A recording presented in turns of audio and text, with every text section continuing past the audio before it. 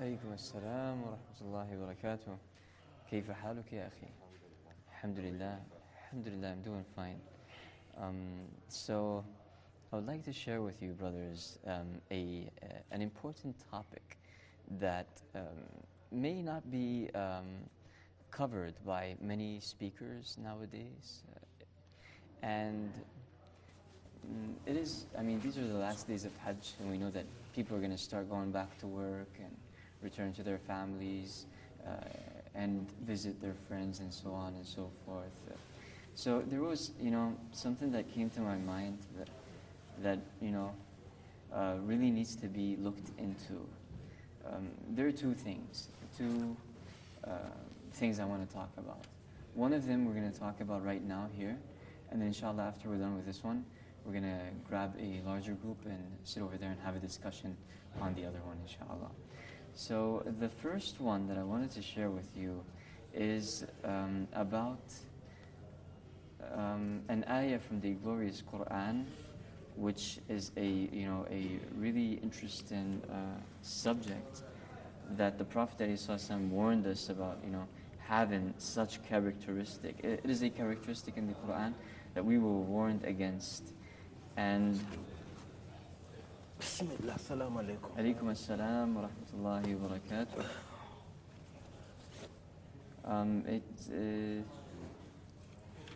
One of the ayat from the Quran is قُلْ أَعُوذُ بِرَبِّ الْفَلَقِ مِنْ شَرِّ مَا خَلَقَ وَمِنْ شَرِّ غَاسِقٍ إِذَا وَقَبَ وَمِنْ شَرِّ النَّفَّاثَاتِ فِي الْعُقَدِ وَمِنْ شَرِّ حَاسِدٍ إِذَا حَسَدَ. Right? And we realize that these few verses from the Quran have deep, deep meaning, right? And to summarize this surah, this short surah, we could say that this surah was addressed for us to seek protection from Allah, from some things. Min sharri ma khalaq, from the evil that He has created. From the evil that He has created. Now, some type of evil that Allah has created is hasad. Hasad, envy, between the people, right? The people envy one another. That is why this is also mentioned at the end. وَمِن شَرِّ حَاسِدٍ إِذَا حَسَدٍ. مِن شَرِّ حَاسِدٍ. I seek protection from you, Allah, from the envier if he has envied. From the envier if he has envied. I seek protection from you, Allah. So, this, since we're going to be returning back to our jobs and meeting people and families and so on and so forth, there's something to keep in mind. Not only for ourselves, to cleanse ourselves from such characteristic, but to warn against it, because some people fall into it. It's really, really dangerous.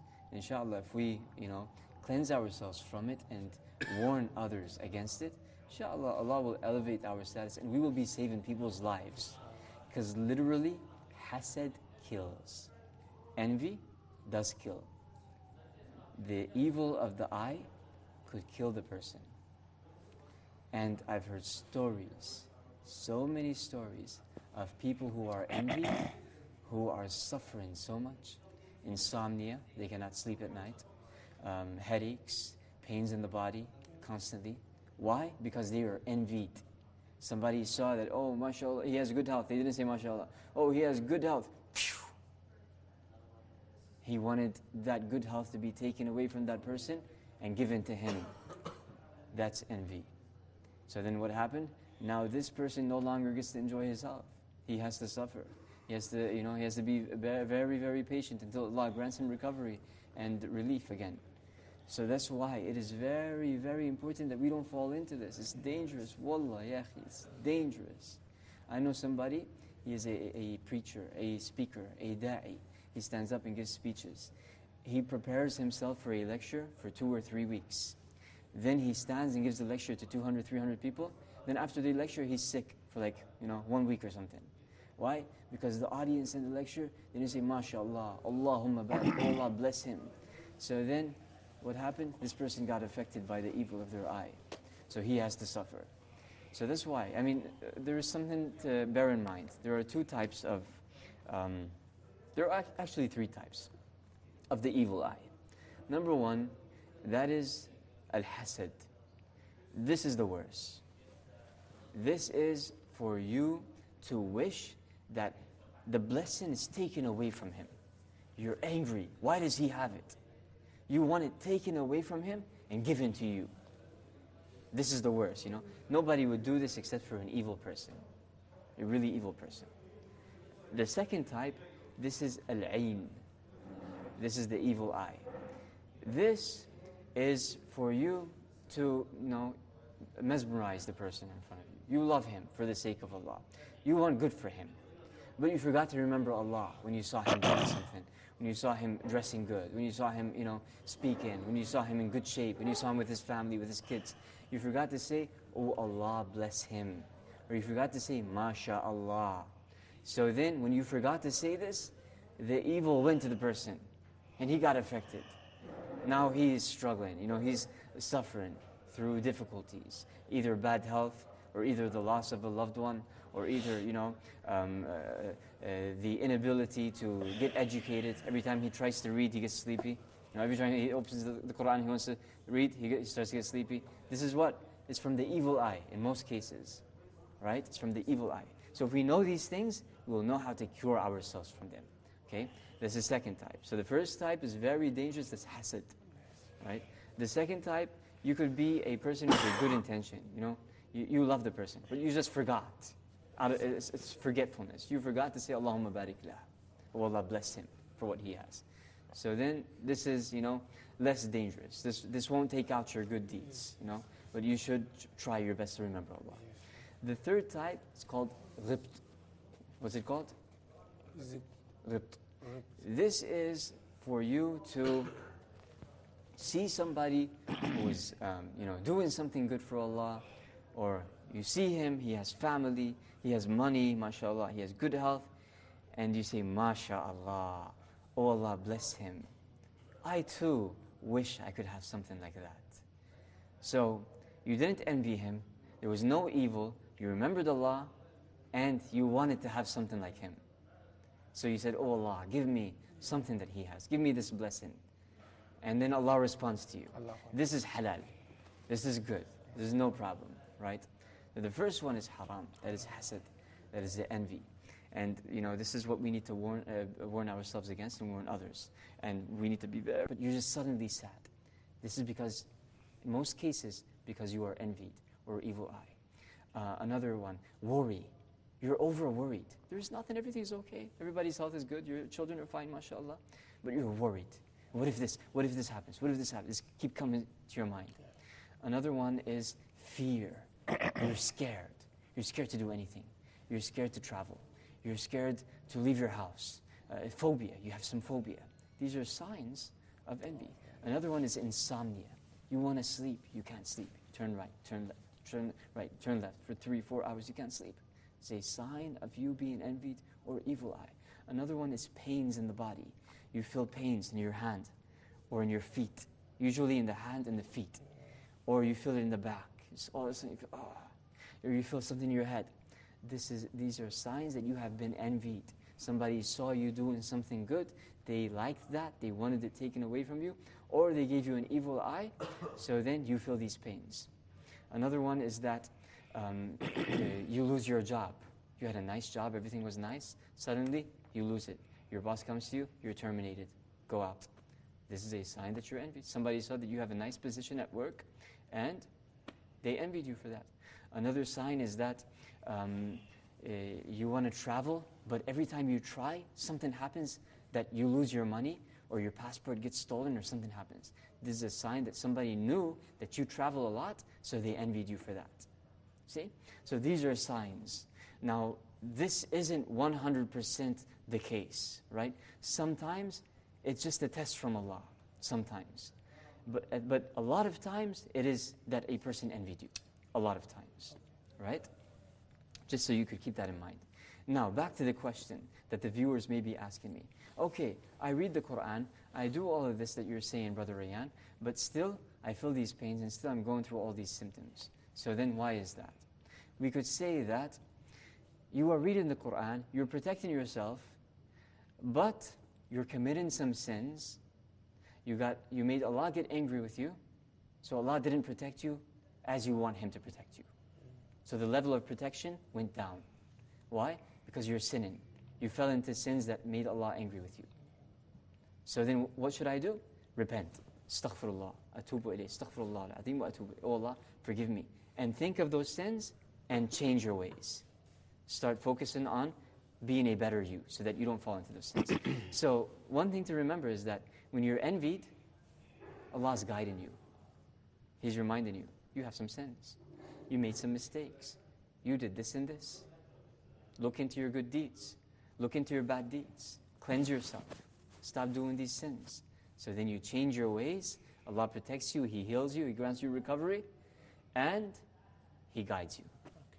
So now you are a rightly guided person. It makes sense, right? Alhamdulillah. Did a lot of this cross your mind? Or is it like the first time you heard some of this? Crossed my mind. It crossed your mind, yeah? And did you hear of people who have, who are suffering, who are in the hospital, or, who are envied due to some bounties they've had, and they lost and they're suffering? Mm-hmm. Now, you wanted to say something? Yeah, I actually wanted to add two more in terms of the Ruqya aspect, and that is one of the surahs that we sometimes neglect is Surah Al-Fatiha.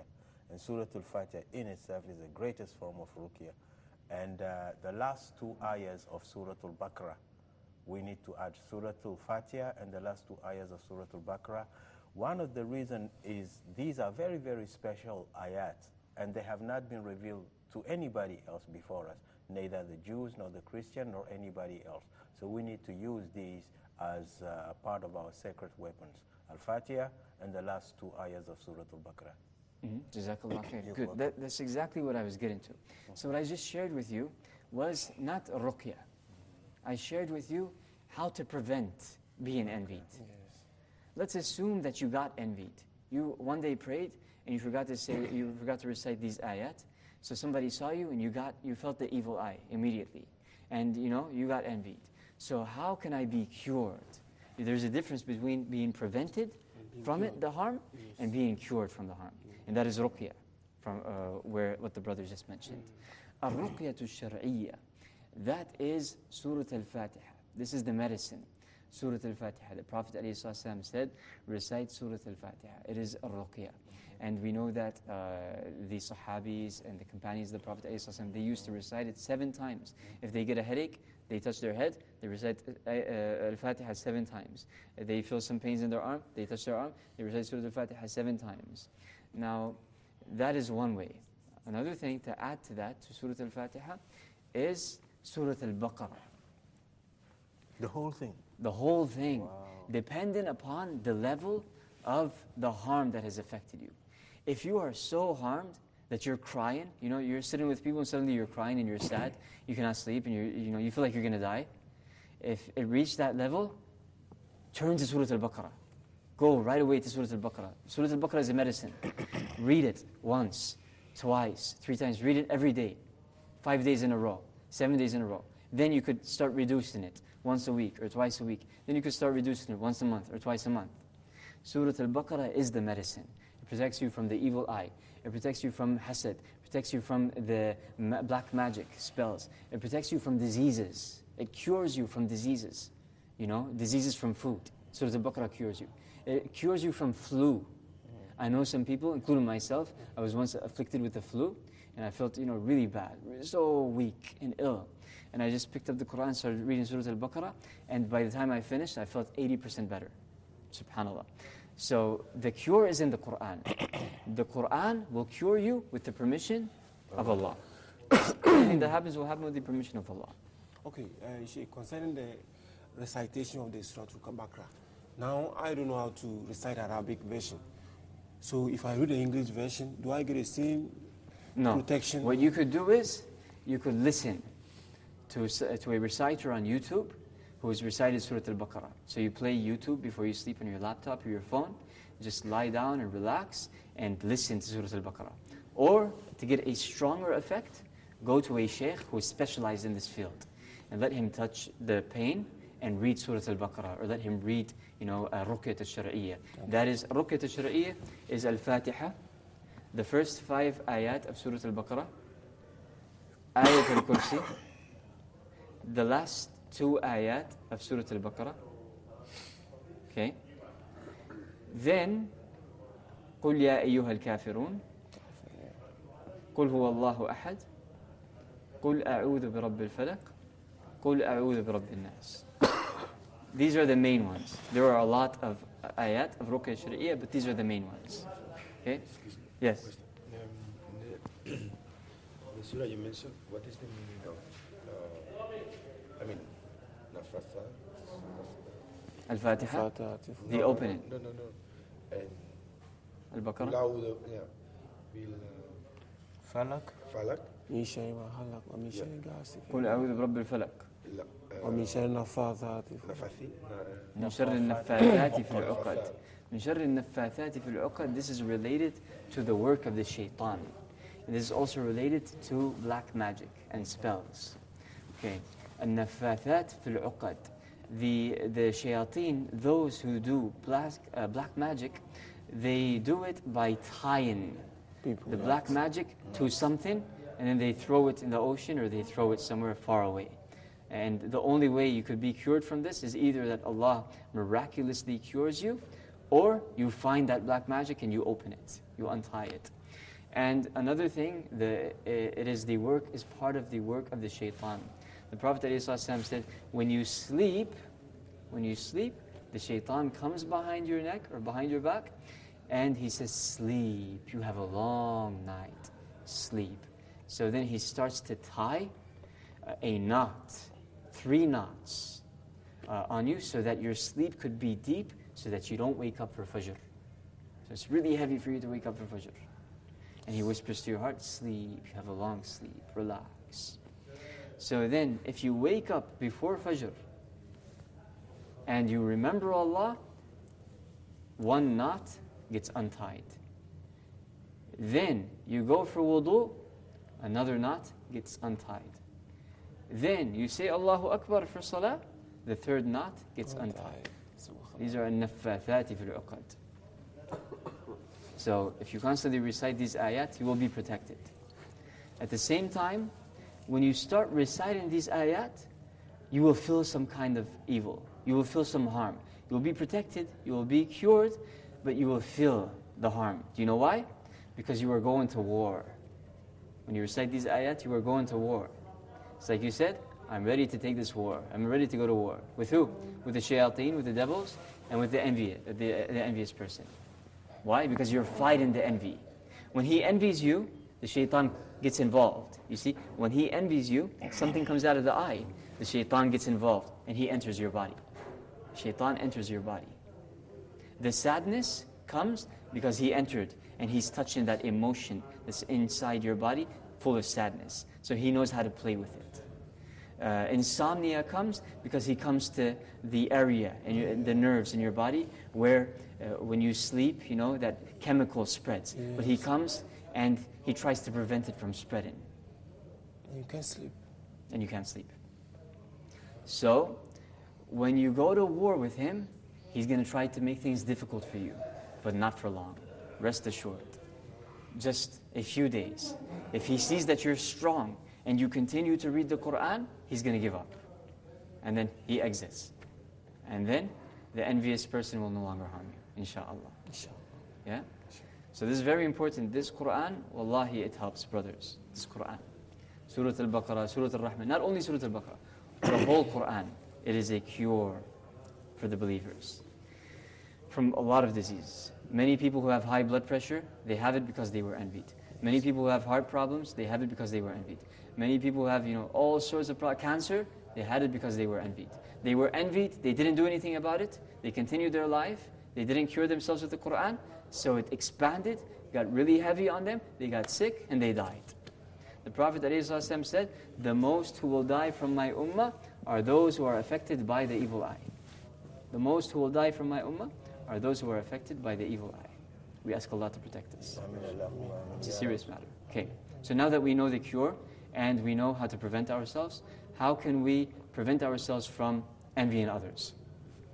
When you see somebody speaking in a nice, effective way, say MashaAllah, or Allahumma barik lah, or Allah bless him. And then he finishes his speech, and then he says another speech, and you liked it again, you repeat MashaAllah again. So it's not only one time. Anytime you see something you like, you repeat it, MashaAllah, or Allahumma barik lah. The sunnah is Allahumma barik lah, oh Allah bless him. You repeat that often. You see your children, your own children, they look beautiful. They did something, they're really smart. They're 2 years old, 3 years old, but they did something smart that, not many children do. MashaAllah, Allahumma barik lah. And try to walk away, You don't want to see too much of that because you're afraid that you will give your child an evil eye. So you say, MashaAllah, Allahumma barik lah. You don't even tell the people. Alhamdulillah, say bounty Allah bless me with. So then you walk away. See? Even your own children, you may be the reason they are affected. Yesterday they were smart, today they're dumb. Yesterday they were earning high grades, today they're earning F or C. Why? Because you went and told the people, my children, yeah? And the people started to envy you. So be careful. It's a very dangerous matter. And when our children become dumb after being smart, we blame ourselves. It's because, we went around telling the people and we forgot to say, MashaAllah, Allahumma barik lah. So, you see somebody who is handsome, say, MashaAllah, Allahumma barik lah. You see that, this Hajj was easy for some people, MashaAllah, Allahumma barik. It was difficult for you, but it was easy for them. MashaAllah, Allahumma barik lah. It's his nasib. That's, Allah gave that to him. Allah's going to give me something. He didn't give it to me today, but He's going to give me something. This person has a lot of money. I don't have a lot of money. MashaAllah. Allah gave it to him. It's his. Enjoy. But Allah is going to give me something. Something that He's not going to give him. See, Allah is fair. He's not going to give somebody something and give you nothing. No. He's going to give him something. And He's going to give you something else. Or He will give you the same thing. He will be happy today. You will be sad today.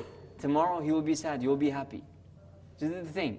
When you're sad and you're going through difficult times, don't look at the people and say, how come he's happy and I'm always sad? Say, MashaAllah, Allahumma barik lah. And Allah will make you happier than he is. You just have to be patient. This is life, actually. Yes. And inshallah, if we could follow these instructions of the Prophet ﷺ, and of course, all of them are derived from the Quran, then we will find that we will be better Muslims. That's one thing. A lot of corruption will be stopped. A lot of evil will stop, a lot of good will spread, and a lot of people will be protected. Less deaths. The Prophet ﷺ said, the most people who will die from my ummah will be afflicted with evil eye. So let's be the reason to prevent this. We don't want people to die from my evil eye. So then we say, MashaAllah, or Allahumma barik lah. Some people have more evil eye than others. Yes. Some people have stronger evil eyes than others. Some people, when they see somebody, immediately, their evil affects the person. And it may affect him at higher levels than another person. So let's assume you meet two envious people today. But one of them, when he looked at you, you felt some pains. He only looked at you, but you felt pain in your body. What was that? You want to get away from him. You're scared. You met another envious person, you felt something in your body, but it wasn't that painful. So his was weaker, And that is true. Some people have stronger evil eyes, and that is because they are more evil. The more evil you are, the more strong the evil eye is. Yeah. We ask Allah to protect us. So that was a good question. Any other questions? A comment rather. I just want to remind the brothers that being affected by something like black magic it's not a sign that we have weak iman. Even Rasulullah sallallahu alaihi wasallam was affected by black magic. What happened was some of his enemies in Medina, they managed to get a strand of his hair and they tied some knot and they made black magic with it and they threw it in a well, and he has to be informed by Jibril and he sent Ali to go get it, and then they untied it so that it is not going to affect him any longer.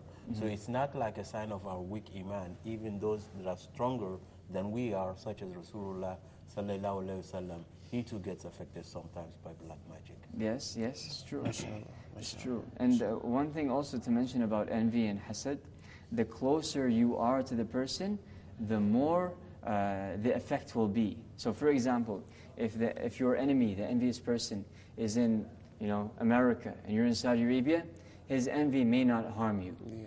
But when you meet him and face him, face to face, that's when it could harm you. So the closer you are, even on television, even if you are on television, somebody behind the screen watches you, it could affect you, right? It could affect you.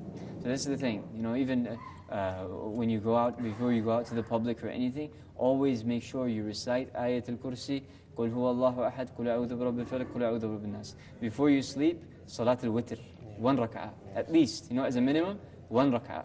This will help you also. It will give you higher faith. It will protect you from a lot of evils. Okay. And then, can you be envied by a person you don't know, you've not ever met before? Yeah. Yeah. Can somebody just see you once and envy you like that? Yes, it happens, A person who never seen you before, and he sees you as a stranger, and he sees you as a very special stranger. He sees, that, you have a shiny face, or, you have good looks, so he envies you from the very beginning. It happens. As a matter of fact, a lot of the envy happens when you don't know the person. So the envier, a lot of the times, envies the person before he gets to know him. After he gets to know him, he may love him, and there will no longer be envy in his heart, right? So that's another thing to mention. And also, to add to that, you may get very close to the person, and he starts to envy you. Before he wasn't envying me, but now you're very close to him, so he starts to envy you.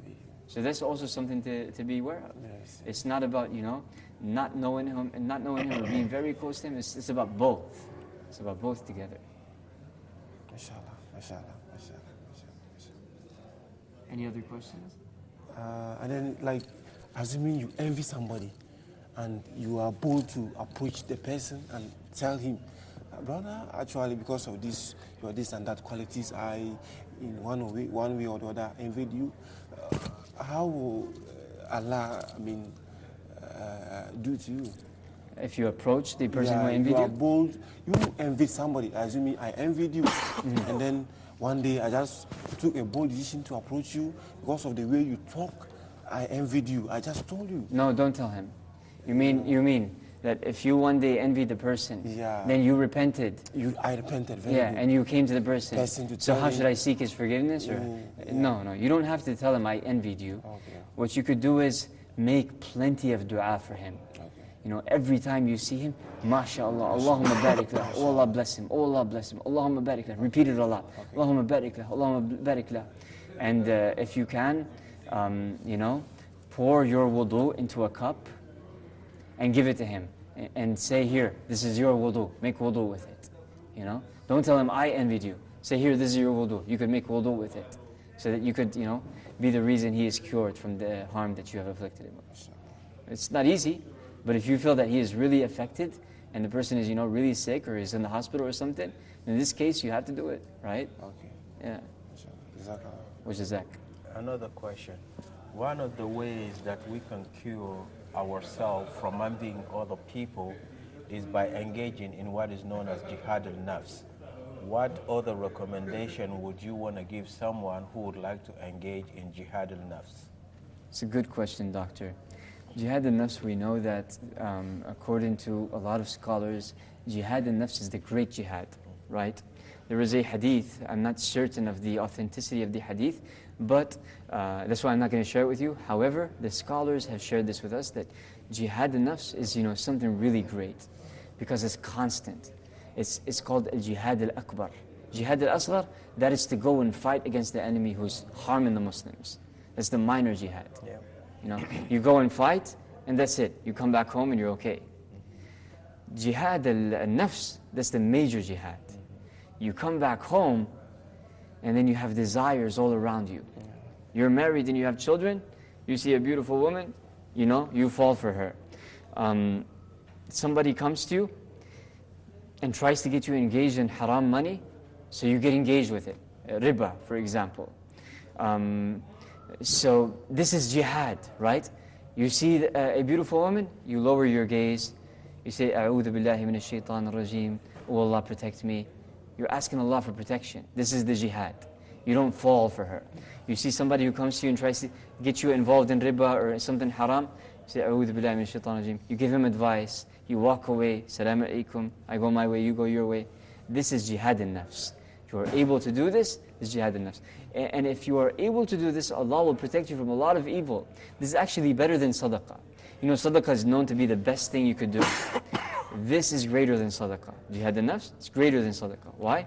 Because you're preventing yourself from entering the hellfire by all means.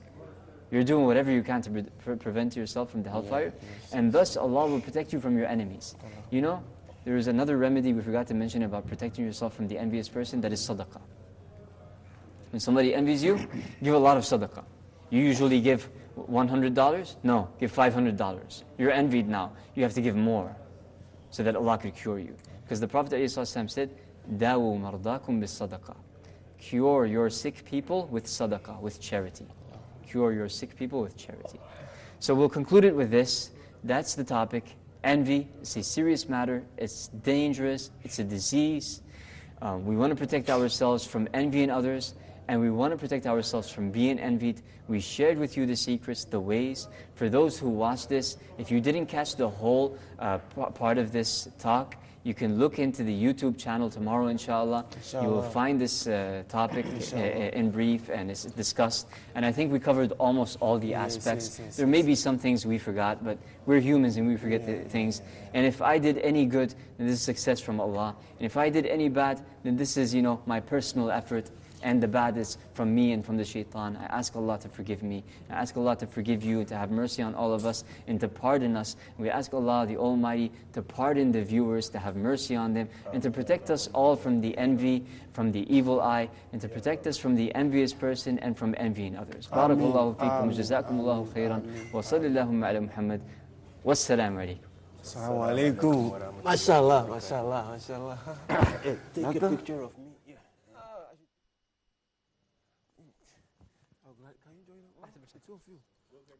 لكن ان شاء الله انه احاديث اهل اليمن كثيره، ايمان يماني، فقه يمانيه، حكمه يمانيه. اوكي اوكي ما شاء الله ما شاء الله. لكن اتوقع نفس مشاكل وسط قبائل مشترين هم. ميتي يوسف كيف حالك؟ خير الحمد لله. بس في ارسل رساله ما تشيز توحيد. جميل، بارك الله فيك. ولا بد انه الكل يكون جاهز ومستعد. الحمد لله. جزاكم الله. سيكون الساعه الاخيره من 10 ل 11.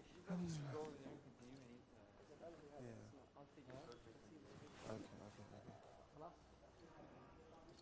بشرب يا عبد الله. يلا انا بروح اذن اصلا، بروح اذن منا. يلا. Water? Okay, you can go and come. I'll be sitting with you.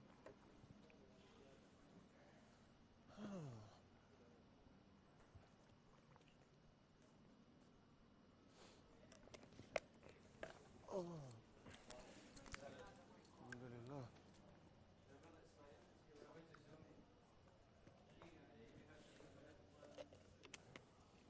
Alhamdulillah. السلام عليكم.